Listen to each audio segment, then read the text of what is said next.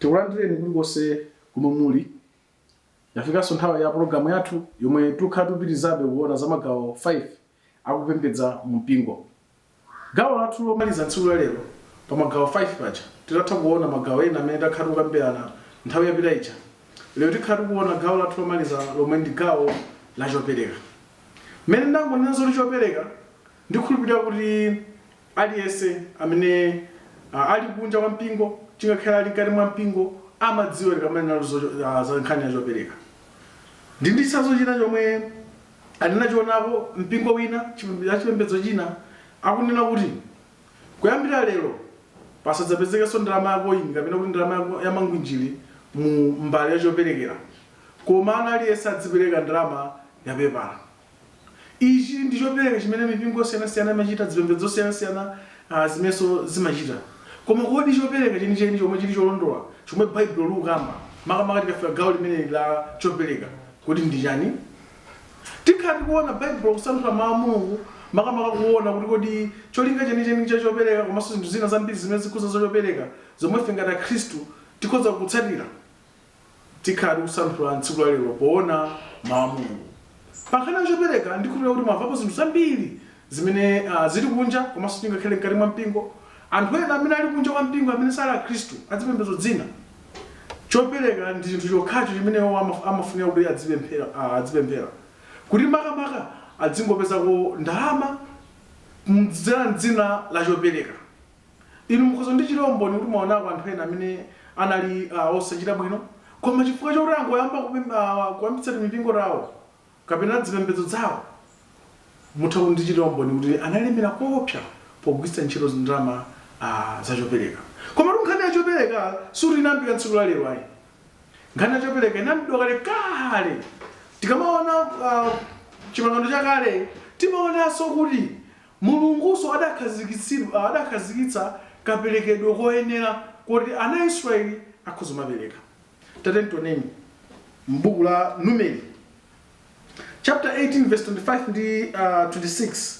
Pa verse 25 akukamba motere: ndipo Yehova ananena ndi Mose nati, unenenso ndi Alevi nuti nawo, pamene mulandira kwa ana a Israeli limodzi la magawo 10 limene ndakupatsani likhale cholowa chanu, chochokera kwawo muziperekako nsembe yokweza Yehova limodzi la magawo 10 la limodzi la magawo 10. Tikuona imene tawerenga Baibulo tikuona kuti pa nthawi iyi mukhoza ndi chilombo ni kuti Mose amene analitsogolera ana Israeli.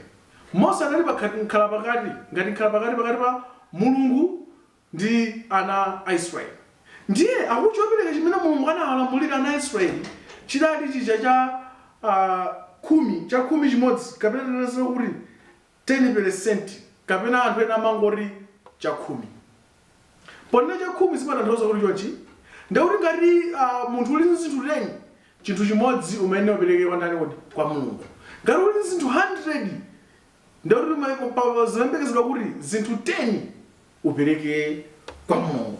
Choncho tikamaona buku la chipangano chakale kaperekedwe kake kadali kupereka 10%, kaperekedwe kake kadali cha 10 chimene Mulungu adamulamulira Mose kuti awuze ana Israeli.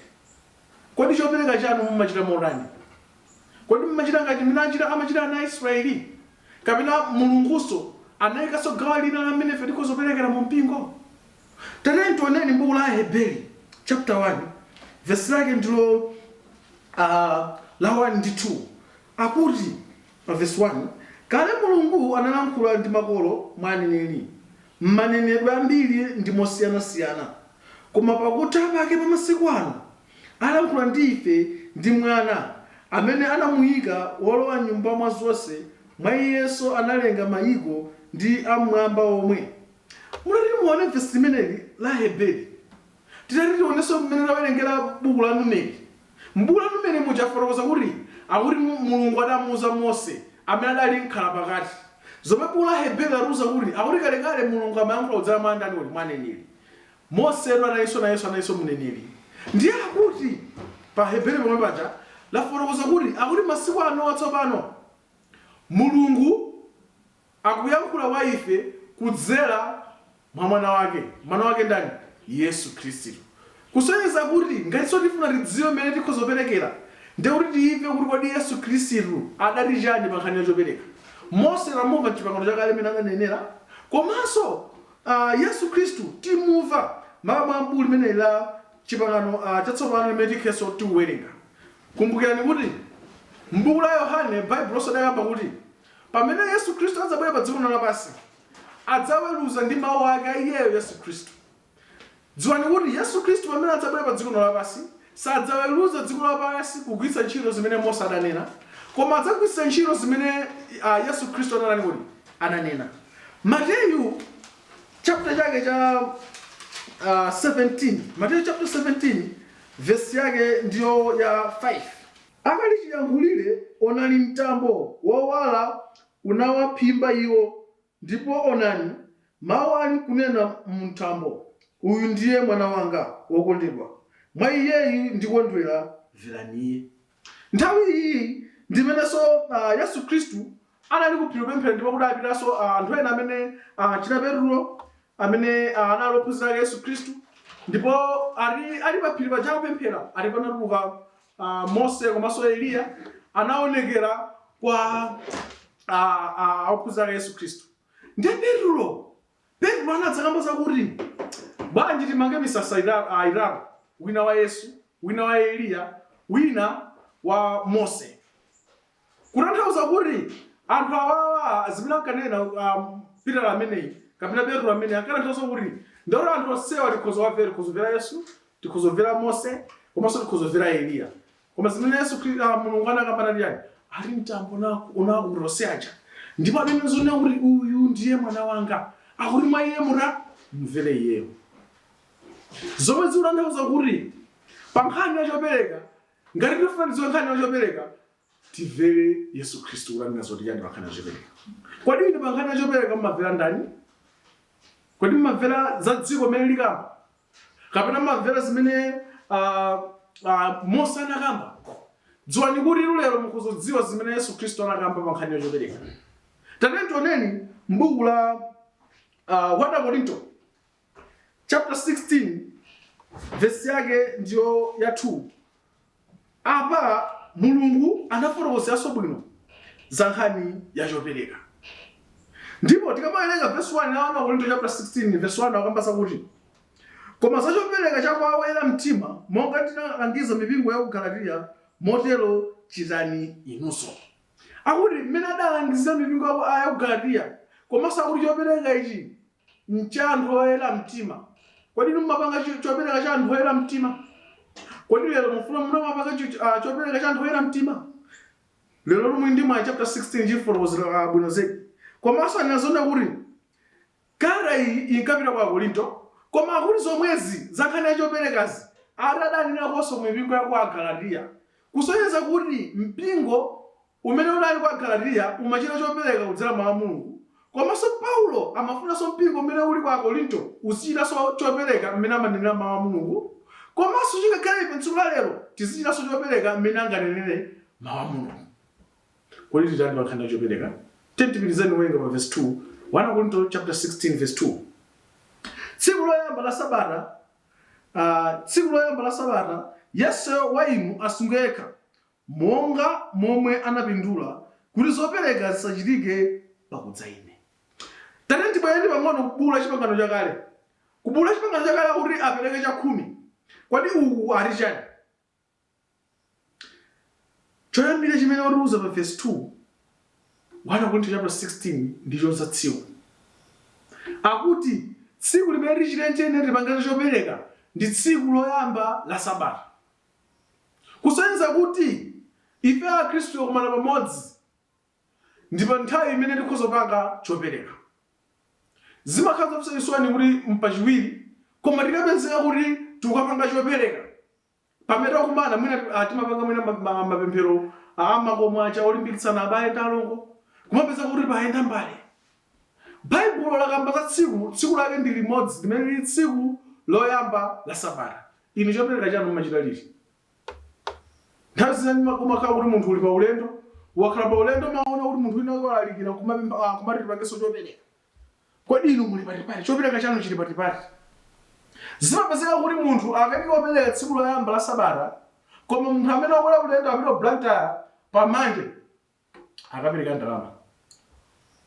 Akuti chopereka chawoyera mtima. Zimene Baibulo lufotokoza amenepo. Tsiku lake likhale tsiku loyamba la Sabata.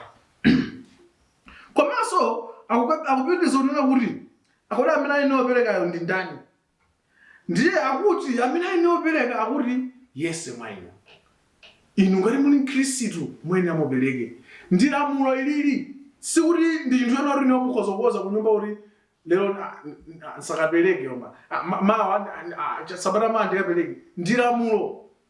Akamati lamulo umachita zomwe lamulo lunena. Ngati suchita lamulo zimene lamulo lunena ndi kuti wewe ulakwitsa. Mwachitsanzo ngati lamulo linena kuti usaphe nzako uyo kupha nzako ndi kuti walakwitsa lamulo ene ulandire chilango. Inunso ngati muphwanya lamulo kuti tizipereka tsiku loyamba la Sabata ndi kuti muchita mwalakwitsa. Komanso akupitiriza pomwepo kuti pa verse 2 yomwe akuti monga momwe anapindula kuti zopereka zisachitike pakudza ine. Ndiye akuti tipereke bwanji tsopano? Tenti bwino chipangano chakale. Kuchipangano chakale akanena zoti apereke 10% cha 10. Kuchipangano chatsopano akuti aliyense apereke mene wapindulira. Basi kana yosavuta. Kodi inu mumapereka mene mwapindulira? Akhristu ambiri timapereka ndi mene ife taganizira. Kodi inu mumapereka mene mwaganizira? Kapena mumapereka ndi mene mwapindulira? Anthu ena sakhoza mafunsa kuti tsono kuti inero sindipindula ndalama ndimatha kupindula mwina ndi nkhuku kapena ndi chani tingani chimene ndi chopereka. Chimene ndi mene Mulungu wakudalitsani nacho. Mulungu sadanena zoti mupereke ndalama kwa iye. Koma kuti mupereke mene niyo mwapindulira. Kodi inu simupindula pachina chake? Ndikupira kuti simunganame kuti simupindula pachina chake kapena kuti simuchita china chake chimene chimakupindulirani zina zake. Ndikuti simuli pa dziko lapansi. Chifukwa munthu amene ali pa dziko lapansi amapanga zinthu zoti zimpindulira pamoyo wa banja lake komanso chikakhale moyo wa dziko. Kodi inu palibe chimene mmapindula? Koma Baibulo lafotokoza kuti ifeyo tena tipereke mene tapindulira. Uyu ndi Yesu Khristu afuna zimenezi. Pamene Mose angafuna cha 10. Kodi inu mumapereka bwanji? Awa ndi mawu a Mulungu amene akutiuza ife Khristu kuti tipereke mene tapindulira.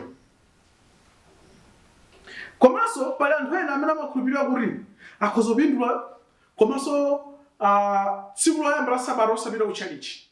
Ndi zimene amachita ndizi. Anthu awa chimene amachita amati kodi mupita chalichi?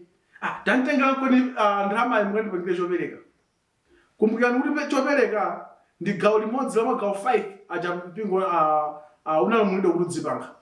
Ndipo Mkhristu wina aliyense ayenera kuti atengepo mbali pakupembedza pa gawo lina lililonse pa magawo 5 aja. Ndi inu muli kunyumba kwanu mwalumiza chopereka. Kodi muli na Khristu azanu? Kodi nanga ulaliki? Kodi nanga angonero wa Mbuye? Kodi mapanga nawo? Dziwani kuti uku nkulapa. Ngati mufuna mpanga chopereka chakwayera mtima chimene Baibulo linafotokozera tsiku loyamba la Sabata, tentekheso pamodzi ndi abale ndi alongo ndi upanga chopereka. Osati tilumize mwana ifoni mwana akupita kuchalichi kuti ine simpira lero ndakandipereka chopereka. Ayi. Inu yomwe ine amupita kuchalichi mukapange choperekacho. Chifukwa chake ndichi. Munthu wina aliyense amene atengepo gawo pa magawo 5 akupembedza amene Mulungu anatilamulira mu mpingo. Kodi inu mmodzi mwa iwo amene mmaruma mwana kapena mmaruma aneba amene muli mu mpingo mmodzi kuti apite akakuperekere chopereka? Dziwani kuti inu ngati munthu, inu ngati mlongo, inu ngati m'bale mwena kuti munyamuke mupita chalichi tsiku loyamba la Sabata ndi lamulo paja ndipo mukapange chopereka. Koma osati mulumize munthu. Chopereka ndi chimene Baibulo lafotokoza amene khozoperekera. Koma tsono kuti tidzingopereka basi tidzingopereka. Chopereka chimayenera chiso chikhale ndi ntchito. Ntchito imene Mulunguso anayika osati ntchito imene ife taganiza. Ilipo zipembedzo zambiri zimene zili kunjaku zimene nkhani ya chopereka kapena kuti ntchito ya chopereka amayenera kuti ithandizewo pa moyo wawo. Anthu ambiri pa dziko lino lapansi zimene zikuchitika ndisi. Akulephera malipira school fees anawo koma kumakalipira school fees ya abusa hawo chalichi, ya mwana wawo abusa uchalichi. Anthu panopa akulephera kuti apeze chakudya, koma akapanga chopereka chonse kuti apeze chakudya ndi abusa. Kodi choperekachi, kodi ntchito yake ndi chani? Kodi ntchito yake kuti munthu wina akalemere? Munapo makhala pasi mpingo wanu kuganiza kuti kodi choperekachi kodi tiupereka inde, kodi ntchito yake nchani, tizine nacho choperekachi. Alipo anthu ena akamangosangala kuti mpingo uno tinapita ku banki dzulo, ndipo mpingo wathu uno tili ndi ndalama zokwana 5 million. Anthu koma ndizo khala bwino, azokhala bwino. Tili ndi ndalama zokwana 100,000, koma zokhala bwino. Tili ndi ndalama zokwana 200,000. Nkupangitsana kuti akwakutateni tisintheni ndalama zichuluke, koma ntchito ya ndalamazo, ntchito ya choperekacho saidziwa iyi.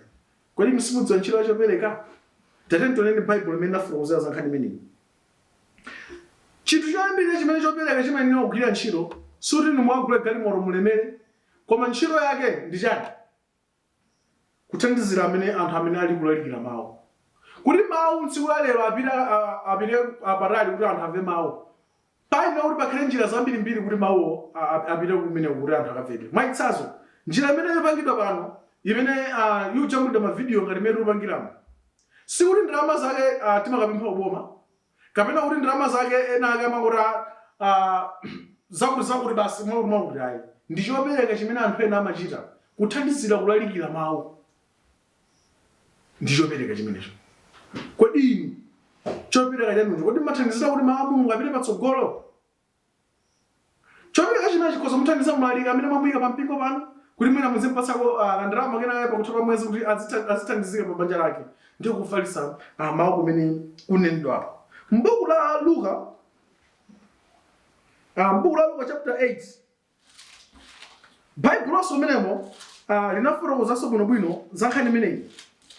Luka chapter 8, verse yake ya 23. Akuti mambo apa verse 1, ndipo kunali katapita kamphindi anayendayenda kumzinda ndi kumidzi kulalikira ndi kuwauza uthenga wabwino wa ufumu wa Mulungu.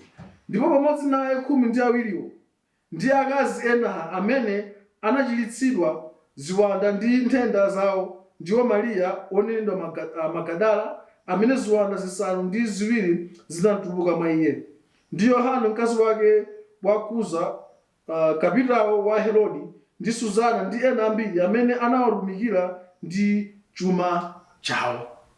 Kusonyeza kuti mmene woyengera mwana amapita kukalalikira mawu a Mulungu Yesu ndi ophunzira ake, koma panali azimayi amene achita Mariya Magadalena komanso ena ndi ena amene ankathandiziranso ntchito imeneyi kuti ipite patsogolo. Chopereka ntchito yake ndi imeneyo. Komanso ntchito ina chopereka ndiyo kuthandiza osowa. Tikamanena zoti kuthandiza osowa, pali ena amene ali osowa mu mpingo momwemo, komanso pali ena amene ali osowa kunja kwa mpingo. Ni ntchito ya chopereka ija kuti izigwira ntchito ngati imene kuthandiza osowa.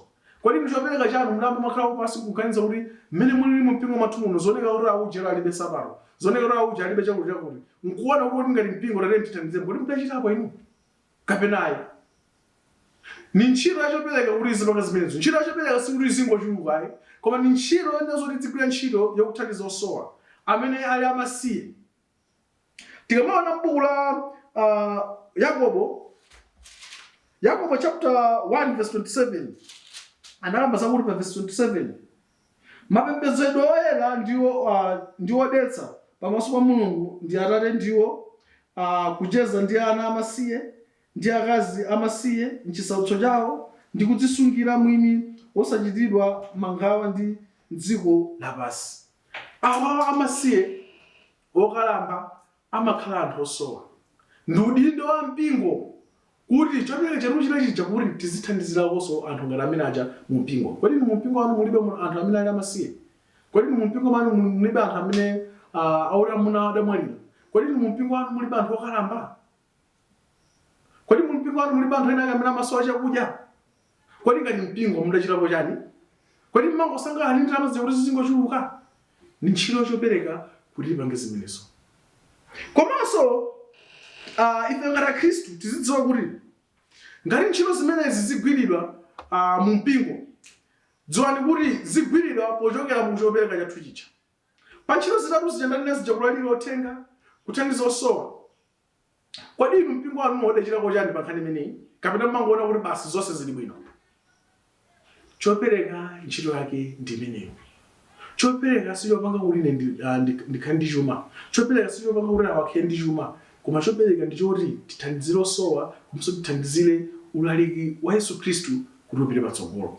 Kumbukirani kuti Yesu Khristu yemwe anatipatsa ife danga kuti akuti tipite kulikonse tikalalikire mawu a Mulungu. Kodi inu ngati mufuna mukalalikire mawu a Mulungu ku Blantyre, kodi ndalama mukayilinga kuti? Ndi dindo wa mpingo kuti udzitumanso anthu kuti akalalikire mawu a Mulungu kudzera mu chopereka chicha ife timapereka. Komanso nthawi zina mu mpingo mumakhala mavuto oti anthu sapereka chopereka. Nthawi zina sikukhala kuti anthu awafuna, nthawi zina mumakhala zifukwa zimene iwowo sapangira chopereka moteromo. Mwaitsazo anthu sitiphunzira bwino pa nkhani ya chopereka. Baibulo lifotokoza kuti tipereke mmene ife tapindulira, koma ife sitipereka mmene tapindulira. Chifukwa chake ndichi, nthawi zina timatha kungoona kuti m'mbale muja muli 200 kapena muli ma 20 kwacha kapena muli ma 50 kwacha, ndipo munthu ine aliyense kwawo amaganiza kuti ngati m'mbale muja muoneka ndalama yakulu 100, ndiye kuti choyenera opereka chiyenda chikhale 100. Sidaphunzire bwino. Mupereke mmene mwapindulira. Ngati mwapindula 100, mupereka mmene mwapindulira. Komanso chinthu china, ana athu sitiwaphunzitsa bwino za nkhani ya chopereka. Mwachitsanzo, mukhoza ndichitira umboni kuti ngati mwana wanu amaona kuti mupereka 20 kwacha, ngati mwana wanu amaona kuti mupereka 50 kwacha, mugaze kuti mwana wanu akapereka ndalama zingati? Akamakula azikhabe ndi maganizo akuti inewo panopa ndi I think ndalama yene opereka ngati madala anga apereka 30 kwacha, ndiye kuti ineyo nditafika pa 15 kwacha, ndafika kwa half. Koma half ndayisetsa bwanji ndidzipereka 5 kwacha. Chifukwa kuona inewo mmene muperekera. Ndi bwinonso kuwaphunzitsa ana amene ali mu mpingo kuti tipereka bwanji, mwapereka mmene inewo mwapindulira. Mukapereka mmene mwapindulira zingakhala bwino. Chifukwa pala Khristu ena amene amangopereka 50 kwacha sabata iliyonse, 50 kwacha mpaka na chaka kutha 50 kwacha yokha. Kodi tinezo kuti chaka chonse makhamu kupindula 50 kwacha yokha? Siluphunzira bwino mankhani ya chopereka. Phunzirani bwino limene Baibulo linazonena kuti tipereke mmene ife tapindulira. Ali anthu ena amene amaganiza kuti mu mpingo wa Yesu Khristu ali mulibe chopereka. Chopereka chilimo. Ndipo Mulungu anatifotokoza kuti tikozopereka bwanji mmene ngati mmene Mose anamuzira, mmene ngati Mulungu anamuzira Mose kuti auza ana Israeli kuti apereke chakhumi. Lero Yesu Khristu anatiuza mmene tikozoperekera, tipereke mmene tapindulira. Tikaphunzira pamene kuti tipereke mmene tapindulira, tidzipereka ndikoyenera. Tiphunzire bwino nkhani ya chopereka. Tiwaphunzitse ana athu nkhani ya chopereka. Nthawi zambiri anthu ambiri makhulupirira kuti chopereka tikozopanga change imene akagula sugar kapena change imene akagula bread ku sirolo. Kumene olukanga tiwakha 100 kwacha kumeneko ubweretse nayo kuno, amayi ako apatse 20 kwacha, iwe rengereni kwacha, mchemwana wako jaso apatse 20 kwacha, ngati 50 mundipatse ine ndikapange chopereka. Chopereka ndi chinthu choti feti zichipanga plan. Chopereka ndi zinthu zimene zimanga plan kuti kodi sabata ino ndapindula morani, kodi ndiye naso ndipereke morani. Osati kungoganiza tsiku lomwelo kumbuka kwacha mmawa basi kodi pachale mu Sunday ndikapereka chani? Pereka ndi mmene mwapindulira msabata ameneyo. Musapereke mmene iniwo mufunira. Koma chinthu china chimene chimandisangalatsa kwambiri pa nkhani ya chopereka mu mpingo wa Yesu Khristu ndichi. Chopereka ife chimene timapereka mu mpingo wa Yesu Khristu chimakhala chothandizira ife romwe. Sitilenga chopereka chija mwina wothandiza munthu wina ake nthawi zambiri ayi. Nthawi zambiri chimakhala chothandiza ife pamene ana mavuto mpingo lomwe abwera kudzakuthandizani. Takuganiza ni mpingo tsiku lilonse la sabata mumapereka 50 kwacha. Ndiye mpingo tsiku loyamba la sabata lakwana inu mwapeza kuti mwadwala muno kuchipatala. Ndiye mpingo renge 50 kwacha mweje mumapereka icha nkukupatsani inuyo. Kodi inu mukuzosangala kodi mukuzoona kuti mpingo chika choyenera? Tiganize bwino pamene tipereka. Chifukwa ndalama zimene timapereka zija sikuti zikathandizira munthu wina ayi, zikathandizira ife romwe nthawi zina amenenso tili mu mpingo wake wa Yesu Khristu.